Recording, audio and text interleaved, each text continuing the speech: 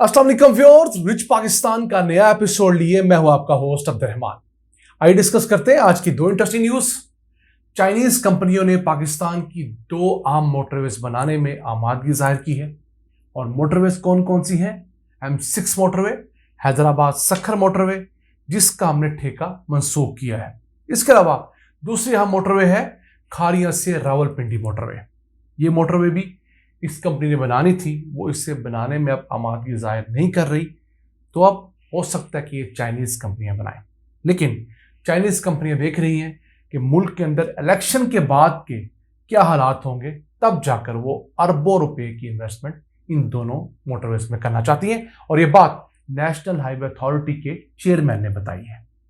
जबकि आज की दूसरी अहम खबर यह है कि पंजाब के दो बड़े माफियाज पर हाथ डाला गया है, क्योंकि ये अरबों रुपए की टैक्स चोरी कर रहे थे। और ये माफिया कौन कौन सा है? एक तो पत्थर माफिया, वो माफिया जो पहाड़ों को तोड़कर पत्थर बजरी रोड़ा बनाता है और टैक्स चोरी करता है। दूसरा कोयला माफिया, जो कि कोयले की कानों से कोयला तो निकालता है, ना तो वह मजदूरों को अच्छी उजरत देता है, ना उनको अच्छी हाइजीन देता है, सेहत की सहूलियत देता है, और ना ही प्रॉपर टैक्स देता है। जब इन पर हाथ डाला है तो इनकी चीखें निकल आई हैं, एहतजाज शुरू हुआ है। लेकिन इस अच्छे काम में हम FBR के साथ हैं। आइए चलते हैं आज की पहली खबर की तरफ। नेशनल हाईवे अथॉरिटी के चेयरमैन ने सेनेट की स्टैंडिंग कमेटी को ये बयान दिया है कि ये दो अहम मोटरवेज जो बहुत जरूरी हैं, कई सालों से पेंडिंग चली आ रही हैं, उनको बनाने में चाइनीज कंपनियों ने अपनी आमादगी जाहिर की है, बशर्ते मुल्क के अंदर इलेक्शन के बाद हालात ठीक रहें। एक तो है सक्कर हैदराबाद मोटरवे, 306 किलोमीटर की मोटरवे। इसको बनाने का ठेका 2022 में दिया गया था और चंद दिन पहले वो ठेका मंसूख कर दिया गया, क्योंकि उस कंपनी से इस मोटरवे की तामीर के लिए फंड्स ही अरेंज नहीं हुए, क्योंकि ये पब्लिक प्राइवेट पार्टनरशिप के तहत बन रही है। तो अब दोबारा इसकी टेंडरिंग होगी पब्लिक प्राइवेट पार्टनरशिप के तहत। इससे बनाएगी चाइनीज कंपनी। इससे पहले चाइनीज कंपनियों ने सक्खर से मुल्तान तक का पैच बनाया था।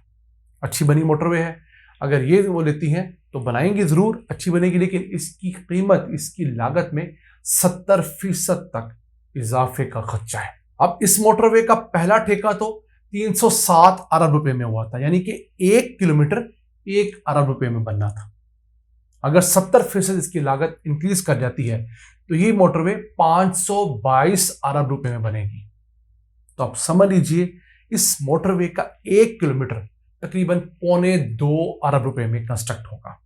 जब इसके ऊपर लागत इतनी आएगी तो इसका टोल टैक्स ऑब्वियसली बढ़ जाएगा। इस पर सफर करना पहले से ज्यादा मुश्किल हो जाएगा। पाकिस्तान के माशी हालात ऐसे हैं कि अब हुकूमत इतने बड़े प्रोजेक्ट्स के लिए फंड्स अरेंज नहीं कर पा रही, तो उसे प्राइवेट सेक्टर की हेल्प लेनी पड़ रही है। और प्राइवेट सेक्टर जब हेल्प लेगा तो 25 साल के लिए उस मोटरवे को खुद चलाएगा, उससे टोल टैक्स कमाएगा, अपना मुनाफा भी निकालेगा, और रियासत पाकिस्तान को 25 सालों में तकरीबन 1300 अरब रुपए जमा करके देगा। इसके बाद दूसरी मोटरवे का पैच जो है वो है खारिया से रावलपिंडी तक का 117 किलोमीटर के पैच। इसकी भी फिजिबिलिटी बन गई, इसका लेटर ऑफ इंटेंट जारी हुआ, लेकिन वो कंपनी इसे तामीर करने से भाग गई। ये 80 अरब रुपए का एस्टिमेट था, अब इसकी कीमत बढ़कर तकरीबन 120 अरब रुपए से ज्यादा होने का खदशा है।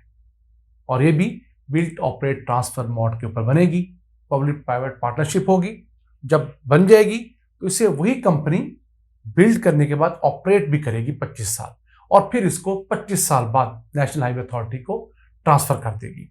अब ये बेसिकली लाहौर सियालकोट खारिया और आगे रावलपिंडी मोटरवे है।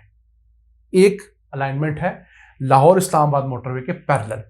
ये अलाइनमेंट तकरीबन 85 किलोमीटर छोटी है, यानी अगर आपने लाहौर सियालकोट खारिया के जरिए रावलपिंडी पहुंचना है तो आपको सिर्फ 290 किलोमीटर ट्रैवल करना पड़ेगा। जबकि फिलहाल जो मोटरवे हमारे पास है लाहौर इस्लामाबाद, वो 375 किलोमीटर है। तो आपका तकरीबन 1 घंटे का सफर कम होगा।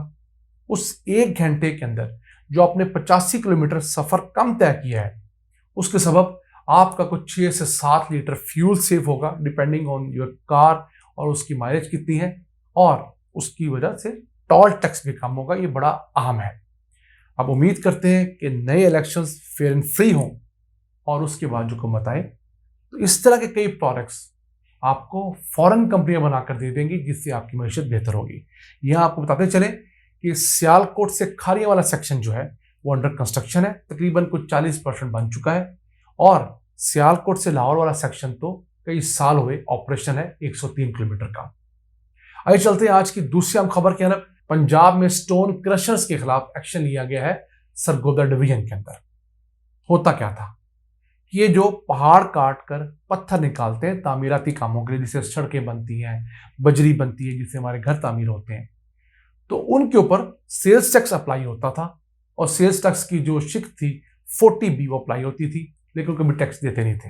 तो FBR ने अब उसे फुली तौर पर इंप्लीमेंट किया है और उसके साथ साथ 16 टीमें बनाई हैं जो जाकर एक महीना एक स्टोन क्रशिंग प्लांट पर बैठती हैं। उनके पूरे महीने का एक पूरा रिकॉर्ड चेक करती हैं, कितनी प्रोडक्शन हुई, और उस हिसाब से उन्होंने कैलकुलेट किया है कि तकरीबन 10 अरब रुपए का टैक्स चोरी सिर्फ ये स्टोन क्रशर्स कर रहे हैं।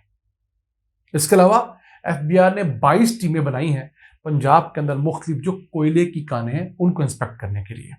और पंजाब में थोड़ी कोयले की कानें नहीं है, 362 कोयले की कानों की लीज दी हुई है पंजाब के मिनरल डिपार्टमेंट ने। और पंजाब में 2,40,000 एकड़ से ज्यादा रकबे के ऊपर कोयला मौजूद है और उसके अंदर 235 मिलियन टन कोयला है। और हर साल उसमें से हम 7 लाख टन कोयला निकालते भी हैं। तो अब जब इन तमाम महकमों ने जाकर वहां वर्किंग की तो वो शुरुआत जो फिगर सामने आए हैं, मिसाल के तौर पर स्टोन क्रशर्स जो है सरगोदा डिवीजन के, वो बिजली जो लेते हैं फेस्को से, फैसलाबाद इलेक्ट्रिक सप्लाई कंपनी से, वो सालाना 92 मिलियन यूनिट्स होते हैं। 9 करोड़ 20 लाख यूनिट्स बिजली कंज्यूम करते हैं। अब इतने यूनिट्स कंज्यूम करने के बाद बड़े पत्थर तोड़कर ये छोटे पत्थर बनाते हैं, वो 50 अरब रुपए का बिजनेस ये लोग करते हैं। तो उस 50 अरब में से 10 अरब रुपया इन पर सेल्स टैक्स बनता है, जो ये लोग नहीं अदा कर रहे हैं। अब इन्हें ये सेल्स टैक्स अदा करना होगा।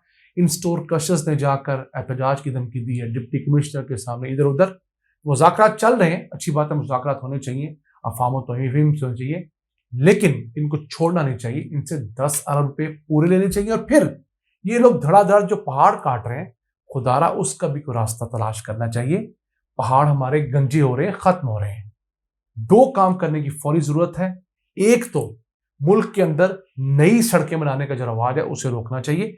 एक लॉ बनना चाहिए कि इतने फीसद अगर कोई सड़क टूट गई है, औसतन 60-70%, तो तब वो रिपेयर नहीं हो सकती, इसलिए उसे नया बनाया जाए। अगर उससे कम टूटी है तो उसका पैच वर्क किया जाए। पूरे यूरोप में, अमेरिका में यही होता है। वहां कम से कम सड़कें बनती है। हमारे यहां तो ठेकेदार हर साल उसी सड़क का टेंडर लेने में कामयाब हो जाता है जो पिछले साल उसने बनाई थी। और दूसरा लॉ जो बनना चाहिए सड़कों के लिए वो ये है कि आप सड़कों के अंदर इस्तेमाल हुए पत्थर को रीयूज करेंगे, नया पत्थर नहीं बचाएंगे।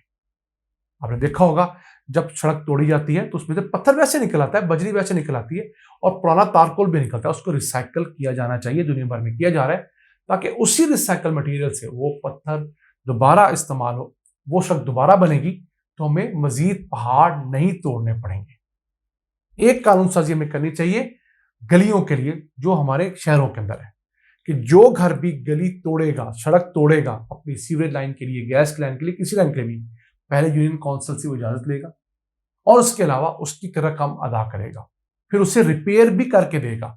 यहां पर लोग ऐसे बेदिल हैं, ऐसे संग दिल हैं कि हम लोग अपने घर की नाली के लिए, सीवरेज के लिए सड़क तोड़ देते हैं, उसके ऊपर हम 10,000 रुपये लगा देंगे, लेकिन उस सड़क को रिपेयर करवाने के लिए हमें सिर्फ 500 रुपये का सीमेंट दरकार होगा, वो हम नहीं लगाएंगे।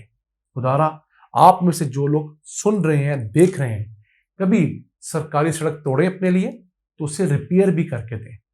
कोई क़यामत नहीं आएगी अगर आप चंद 100 रुपये उस सड़क की रिपेयर पे लगाएंगे। वो एक सदका जारिया होगा और वहां से गुजरने वाले मेरे जैसे लोग आपको बुरा भला नहीं कहेंगे, जो अब कहते हैं कि इस शख्स ने अपने घर के लिए सड़क तोड़ी, दोबारा रिपेयर नहीं करवाई, वहां खड्डा बन गया और आहिस्ता आहिस्ता वो खड्डा आपके घर के सामने बड़ा होता है और उसमें बारिश का पानी खड़ा होता है, वही छींटे आप पर गिरते हैं। तो अगर हम इस तरह का ख्याल करें तो ये मुल्क एक दिन तरक्की याफ्ता मुल्क, अमीर मुल्क जरूर बनेगा। आज के लिए इतना ही। अपने मेजबान अब्दुल रहमान को इजाजत दीजिए। अल्लाह के बाद।